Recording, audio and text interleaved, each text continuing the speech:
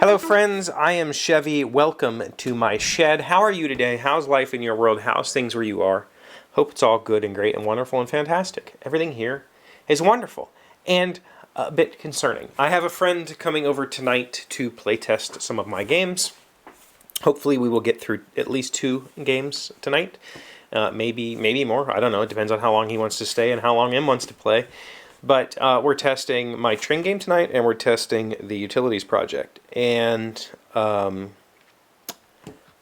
done something remarkable, in my opinion. And in the past couple of months, I have revitalized 2 old projects, and I have created a new project, and I like all 3 of them. And that's the part that's weird for me, is that I like them. I legit enjoy them. And I don't think it comes from a place of pride. I don't think it comes from ego. And that's the weird part for me. I'm a cynic at heart. I don't know if it comes across very well here, but I've always been a cynic. And I always expect the worst. And because of that, I've very rarely enjoyed most things that I've done, or most things that I've created. I shouldn't say that I've done. There's thousands of things I've enjoyed. But my creations, I'm very cynical about them. I expect people to give me negative feedback about everything that I do. I prepare myself for devastation when the things that I create are not well received. And I fully expect all of my creations to fail.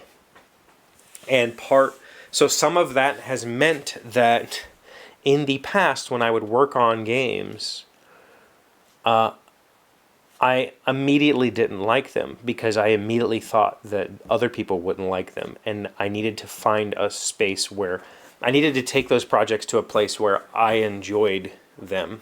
And because of that outlook, I never did.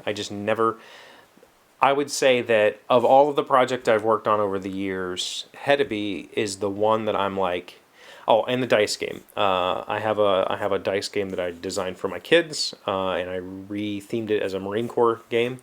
That game and Hedeby are the only 2 I can think of where I legit enjoyed them. I legit thought they were good, solid games, and that they deserved a life in this world.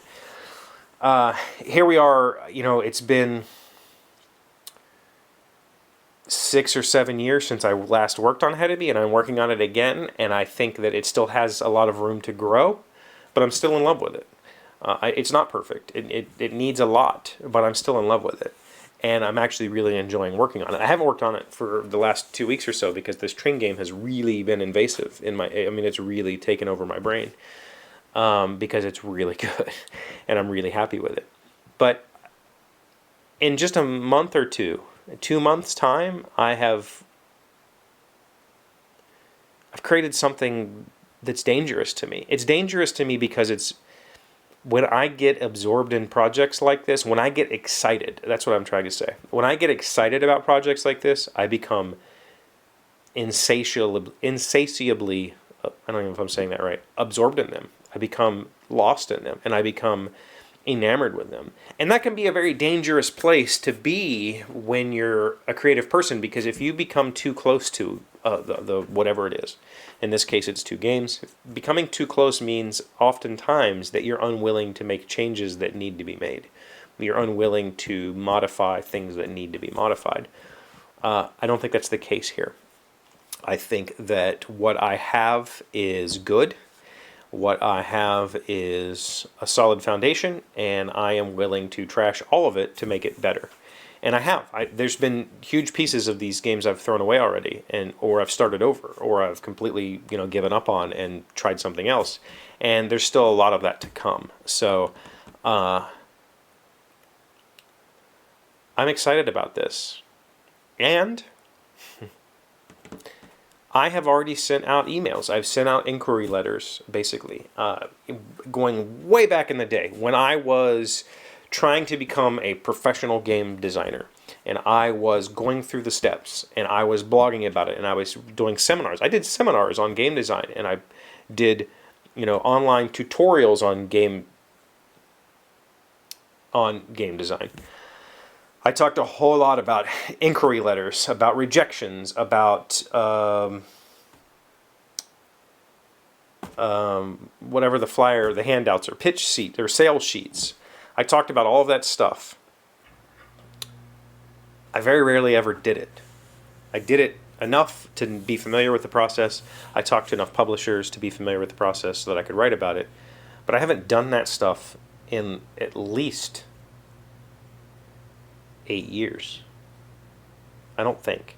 I've pitched to Ignacy. I've pitched to Portal Games. And he's flat out rejected everything I've ever sent him. But I haven't done the formal inquiry letter, sales sheet, rule book, prototype. I haven't done that chain in a very long time. And I'm excited about it. And so I've sent out inquiry letters. I think that I can have all 3 of these projects at a place that I feel comfortable showing them by Gen Con. I think that, I would be comfortable showing what I have right now, honestly, with all 3 of them. I think that I have a solid foundation, and I show it to a publisher, and I say, this is what I have. It's all, it's all still smudgy and blurry, and we can develop it, or I can, if you're interested, I can come back and talk to you later. And that's exactly what I've asked for. I've sent inquiries to publishers that I am comfortable with, or that I have some sort of a relationship with, so that I'm just telling them, listen, I need to practice pitching. I need to show these games to people and get opinions so that I can make them better. Are you willing to do that with me? Those are the kind of inquiry letters I sent. I did not necessarily send blind inquiries to just, larger publishers that I don't have any relationship with and ask them if they'd be interested in my game. That comes next. First up, I want to have some in-person pitches with people that I trust or that I'm comfortable with, that produce the types of games that I love. I will talk to those people first, and I will get their opinions on my products. And if I have to leave Gen Con, with all 3 games still in my possession and nobody's interested, that's fine. I'm perfectly fine with that, because I'm going to Gen Con with 3 admittedly flawed prototypes. And by flawed, I mean there's always room, right? They can be massaged and blended in a whole bunch of different directions. And at this point, I need to find somebody who's willing to take that compass and go, let's do this. That's what happened at Mayfair when they took Hedeby. Hedeby was just a deck of cards and some dice. They took it and turned it into a full-fledged game. They took the compass and said, do this, this, and this, and come back to us. And that's what I did, and I really enjoyed that process. And hopefully I'm capable of finding more publishers that are willing to work that way, because I think it works best for everybody, right? If we co-develop, that's way better than me doing all the work myself. I think that me doing all the work myself and hoping that a publisher will just accept it as is a fool's errand. That's not how it works. So I've sent out inquiry letters. I'm going to be pitching this year, and I'm excited about that. So soon I will try to open up rulebooks in case anybody is interested in reading the rulebooks and helping me edit the rulebooks. I have completed a tabletop.gg module for the train game. So it is testable online right now. I have not tested it yet, but it's testable. And I might try to do some more things like that, either with Tabletop Simulator or some other program, whatever people are comfortable with. So if you're interested in helping me playtest, if you're interested in reading the rules, please get in touch with me, either in the comments below, through my emails, or Twitters, or Instagrams, or any of the ways that are posted in my description. I will totally let you guys have a look. And I don't know. We'll see what the future holds. That's all I have. I'm going to go get ready for playtesting. Thank you for being here as always. Thank you for liking, commenting, subscribing, being amazing friends and wonderful people. I really appreciate you. And I'll see you again tomorrow. Today's word you should know to sound smart is habile. It is an adjective meaning skillful or able, handy. Our habile, see, that's not what it says. Habile gardener has helped render our topiary into the shapes of dollar and pound signs.